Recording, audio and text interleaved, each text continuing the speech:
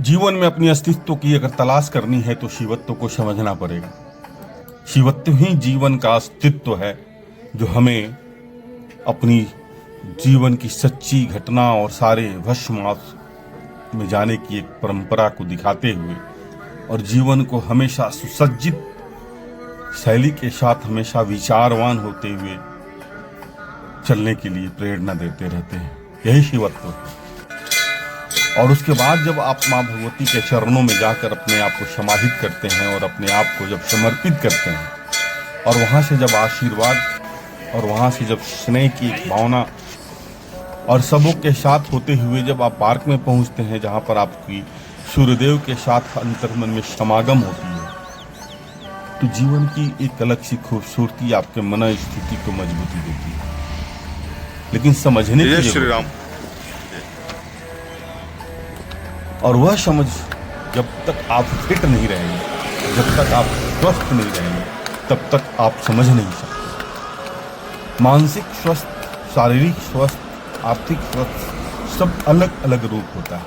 इसलिए सबसे पहले शारीरिक स्वस्थ होना पड़ेगा, उसके बाद मानसिक स्वस्थ खुद आ जाता है। और यह जब दोनों होता है तो आर्थिक स्वस्थ भी स्वतः कितनी भी विषम परिस्थितियां होती हैं आप अपने आप को सुसज्जित कर ही लेते हो। इसलिए सबसे पहले अपने शारीरिक स्वास्थ्य पर और अपने आप को फिट रखने पर ध्यान देना होता है। और वो फिट रहेंगे कब, जब आप सुबह में अनुशासन के साथ, डिसिप्लिन के साथ जब चलेंगे तब होगा। और सबों के साथ सामंजस्यता बनाकर चलेंगे तभी संभव होगा, ऐसे संभव नहीं होता। और ये सामंजस्यता सीखनी कहाँ से होगी? एक फूलों के बगीचे से सीखनी होगी, क्योंकि उन्हें किसी भी तरह की कोई परवाह नहीं होती है कि बगल में कौन खड़ा है, उनकी कैसी रंग है, उनकी क्या रूप है। बस वो अपने जीवन शैली में वो अपने आप में मस्त है। वो किसी भी तरह की किसी को कोई परेशानी नहीं करता। उसकी एक अपनी प्रकृति है और हमेशा प्रकृति अच्छी ही होती है। अगर अपनी प्रकृति पर विचार करेंगे, समझेंगे सारी बातें, तो आपको समझ में आएगा कि फूलों की बगीचा हरी भरी क्यों होती है और यहाँ से सुकून कहाँ से मिलता है और वो सुकून कैसे आप खोजेंगे।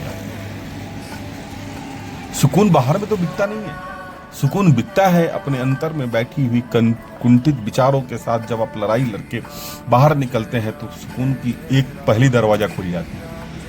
और वह दरवाजा खोलने के लिए सबसे पहले आपको स्वस्थ होना पड़ेगा, अनुशासित होना पड़ेगा। मैं बार बार बोलता हूँ, बिना स्वस्थ और बिना अनुशासन के अपने जीवन को समृद्ध बना ही नहीं सकते।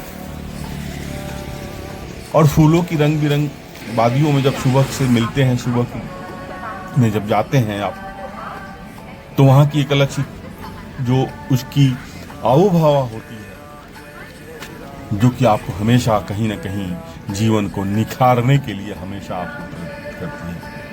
यही निखराव तो अपनी जीवन की सबसे बड़ी कला है। इसी निखराव के साथ तो अपनी समाज के साथ इतनी खूबसूरती के साथ संबंधों का निवारण करना, निर्वाहन करना। निर्वहन कैसे करेंगे आप? जब आप वैचारिक होंगे। और वैचारिक कब होंगे? जब आप सबों के साथ सामंजस्यता और तारतम्यता के साथ अपनी शुरुआत करें। जय श्री राम। जय श्री राम। हम सभी जय श्री राम बोलो। जय श्री राम। हमारे परिवार के सारे जय श्री राम बोलो। बढ़िया। हाथ और बच्चों के चेहरे पर जब खुशी आपके चेहरे पर प्रतिबिंबित करती है तो एक अलग सी खूबसूरती होती है। और हर माँ बाप अपने बच्चों के साथ एक छोटा सा समय अच्छा बिताता है और यही बीतने वाली समय अपनी जीवन के लिए हमेशा यादगार पल बन के रहता है। मैंने अपनी पूरी जीवन में अपने बच्चों के साथ कभी भी किसी भी तरह से अपने जीवन में रिग्रेट करने का मौका नहीं छोड़ा है। मैंने हर पल को जीने का कोशिश किया है, अनुशासन के साथ, संयम के साथ। और यह आता वहीं से है जब आप समृद्ध होकर अपने नियमों के साथ संयमित होकर जीवन को सही दिशा पर लेकर चलते हैं। वरना संभव नहीं हो। और सब बच्चे हों या कोई भी हो, आपसे हमेशा अच्छी जीवन शैली से प्रेरणा तो लेते ही, और कोई प्रेरणा ले या नहीं है, लेकिन आपकी जीवन शैली आपके लिए स्वतः प्रेरणादायक होती है और वह प्रेरणादायक आपके जीवन को हमेशा समृद्धता की तरफ लेकर जाती है। आनंद की अनुभूति जब आप सबों के साथ बैठ के अपनी जीवन की एक सफलता और असफलता की चर्चा करेंगे तो बेशक वहाँ पर आपको छोटा या बड़ा समझना पड़े, लेकिन अंतर मन में आप हमेशा अपने आप को मजबूती दिखा पाएंगे और अंतर मन की जीत ही जीवन को मजबूती देती है। हर बच्चे की एक खूबसूरती होती है।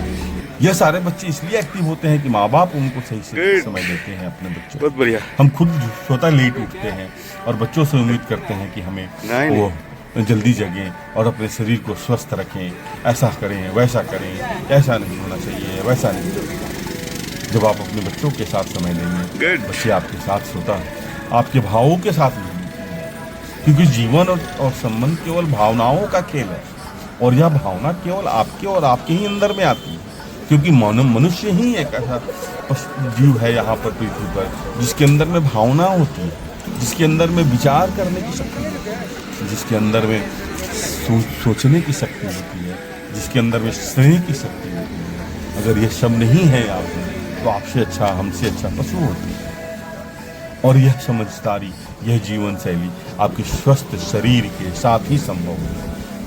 इसलिए हमेशा अपने आप को नियमों के साथ चलना और जीवन को एक प्रतिबद्धता की तरफ लेकर जाने की परिकल्पना, एक प्रतिबद्धता आपकी जीवन में जो भी घटनाएं घटित होती है वो हमारी ईश्वर के दी हुई नियमों के द्वारा ही संभव है। इसलिए अपने जो घटनाएं घट रही हैं उसमें मजबूती से उस परिस्थितियों से लड़ने के लिए भी आपको स्वस्थ होना पड़ेगा, स्नेहात्मक होना पड़ेगा।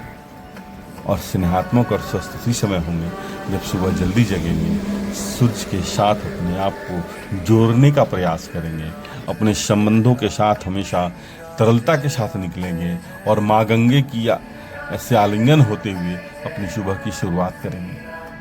स्वच्छता की प्रतिमूर्ति है माँ गंगे, शुद्धता की प्रतिमूर्ति है माँ गंगे, और यह तरलता इसलिए है और इसलिए माँ गंगे से अपने आप को प्रेरणा लेनी है कि बहुत सारी गंदगी आती है, लेकिन माँ गंगे अपनी सारी चीज़ को छोड़ते हुए अपने जीवन में निरंतरता के साथ चलते रहती है। यही निरंतरता अपने आप को मजबूती देती है। और हमारी माँ गंगे, हमारी माता और हम अपने परिवार के हर सदस्यों के साथ जीवन को समर्पण के साथ लेकर चलना होता है। मातृ देवो भव, पितृ देवो भव कहने से केवल नहीं होता है।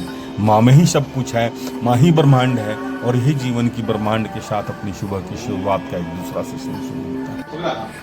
हम सभी नियमित अनुशासित होकर अपने जीवन को संयमित करके चलाने के लिए निरंतर अनुशासित रूप से प्रयत्नशील नहीं है, चलाते हैं। प्रयत्नशील होने के लिए अनुशासन की जरूरत नहीं होती है।